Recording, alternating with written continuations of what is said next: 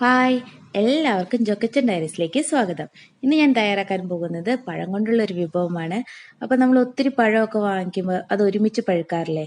അപ്പം അങ്ങനെ പഴുത്തു പോകുമ്പോൾ അത് പഴുത്തു പോയി കഴിഞ്ഞാൽ ആർക്കും തിന്നാൻ ഇഷ്ടം ഉണ്ടാവില്ല അല്ലേ? അപ്പം അങ്ങനെ ഒരു സമയത്ത് നിങ്ങൾ ഇതുപോലെ ചെയ്തു കഴിഞ്ഞ് കഴിഞ്ഞാൽ നിങ്ങൾക്ക് കുറേ കാലം സൂക്ഷിക്കാനും പറ്റും, ഒരു വൈകുന്നേരത്തെ ഒരു സ്നാക്കും ആവും. അപ്പം ഇതുപോലത്തെ പഴം, ഇങ്ങനെ പഴുത്തു പോയ പഴം ഇതിൻ്റെ തൊലിയൊക്കെ കളഞ്ഞിട്ട്, ചീഞ്ഞ ഭാഗം ഉണ്ടെങ്കിൽ അതൊക്കെ ഒന്ന് മുറിച്ച് കളയണം കേട്ടോ.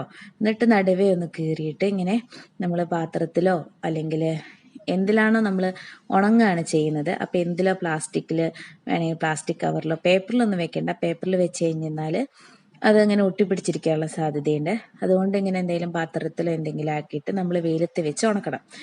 അപ്പം ഇതുപോലെ എല്ലാതും പഴങ്ങളെല്ലാം എടുത്തിട്ട് രണ്ടായിട്ട് മുറിച്ചതിന് ശേഷം ഇങ്ങനെ വെച്ചിട്ട് നമുക്ക് വെയിലത്ത് വെച്ചിട്ട് ഉണക്കാം. ഏകദേശം ഒരാഴ്ച കൊണ്ട് തന്നെ ഇത് നന്നായിട്ട് ഉണങ്ങിക്കിട്ടും. ഇതുപോലെ നന്നായിട്ട് ഉണങ്ങിക്കഴിഞ്ഞ് കഴിഞ്ഞാൽ പിന്നെ നമുക്കിത് എടുത്തിട്ട് ഫ്രിഡ്ജിലോ വല്ലതും സൂക്ഷിച്ചു വെക്കാവുന്നതാണ്. ആവശ്യാനുസരണം എടുത്താൽ മതി. അപ്പോൾ കണ്ടോ, ഇതിങ്ങനെ വെറുതെ കഴിക്കാൻ കൂടെ നല്ല ടേസ്റ്റാണ്. ഇപ്പം ഞാൻ വെറുതെ കഴിക്കുകയല്ല, ഇതും കൊണ്ടൊരു സ്നാക്ക് പോലെ ഉണ്ടാക്കുകയാണ് ചെയ്യുന്നത്.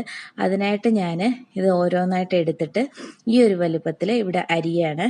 അപ്പോൾ വലിപ്പമൊക്കെ നിങ്ങളുടെ ഇഷ്ടത്തിന് കുറച്ചുകൂടി വലുതാക്കി വേണമെങ്കിലും വലിക്കാം.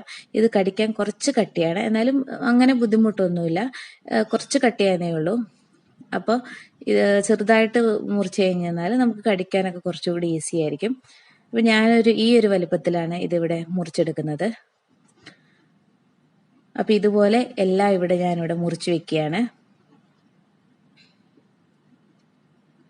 കണ്ടോ, എല്ലാം ഞാനിവിടെ മുറിച്ചെടുത്തിട്ടുണ്ട്. ഇനി നമുക്കിതൊരു പാത്രത്തിലേക്ക് മാറ്റാം. ഇപ്പോൾ പെട്ടെന്ന് വിരുന്നുകാർ വരുമ്പോഴോ അല്ലെങ്കിൽ വൈകുന്നേരം വരുമ്പോൾ ഒന്നും എന്താ ഉണ്ടാക്കാന്ന് ആലോചിക്കുമ്പോൾ ഇതുപോലെ നമ്മൾ സൂക്ഷിച്ചു വെച്ച് കഴിഞ്ഞാൽ നമുക്ക് പെട്ടെന്ന് തന്നെ എടുത്തിട്ട് ഉണ്ടാക്കാൻ പറ്റുന്ന ഒരു സ്നാക്കാണിത്. അപ്പോൾ നിങ്ങൾ ഇത് വെറുതെ പഴം കളയേണ്ട ആവശ്യമില്ല. പിന്നെ ഇതിലേക്ക് ആവശ്യമായിട്ടുള്ള തേങ്ങ ചേർക്കാം. ഞാനൊരു അരമുറി തേങ്ങയാണ് ഇതിലേക്ക് ചേർക്കുന്നത്. പിന്നെ ഒരു 1/4 ടീസ്പൂൺ ഏലക്കാപ്പൊടിയും ചേർക്കുന്നുണ്ട്.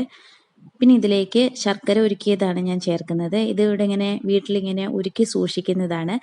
അപ്പോൾ നേരത്തെ ഇങ്ങനെ ഉരുക്കി സൂക്ഷിക്കുന്നതുകൊണ്ട് ഞാനിങ്ങനെ ഉരുക്കുന്ന വീഡിയോ ഒന്നും കാണിക്കാത്തത്. അപ്പോൾ നിങ്ങൾക്ക് അങ്ങനെ വേണമെങ്കിൽ ശർക്കര എടുത്തിട്ട് അതിനൊരു നെകക്കെ അല്ലെങ്കിൽ കുറച്ച് താഴെ വെള്ളം ഒഴിച്ചിട്ട് ഉരുക്കിയതിന് ശേഷം അരിച്ച് ചേർക്കാവുന്നതാണ്. നന്നായിട്ട് മിക്സ് ചെയ്യുക. ഇത്രയേ ഉള്ളൂ, നമ്മുടെ സ്നാക്ക് റെഡി ആയിട്ടുണ്ട്. അപ്പോൾ നിങ്ങൾക്ക് ഇതിന് വേണ്ടിയിട്ട് ഏത് പഴം വേണമെങ്കിലും യൂസ് ചെയ്യാം കേട്ടോ.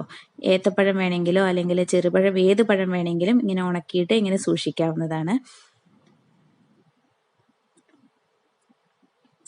മധുരമൊക്കെ എന്നിട്ട് നോക്കുക, വേണമെങ്കിൽ വീണ്ടും ചേർത്ത് കൊടുത്താൽ മതി. ഏലക്കാപ്പൊടിയുടെ രുചി ഇല്ലെങ്കിൽ വീണ്ടും കുറച്ചുകൂടെ ചേർക്കാവുന്നതാണ്.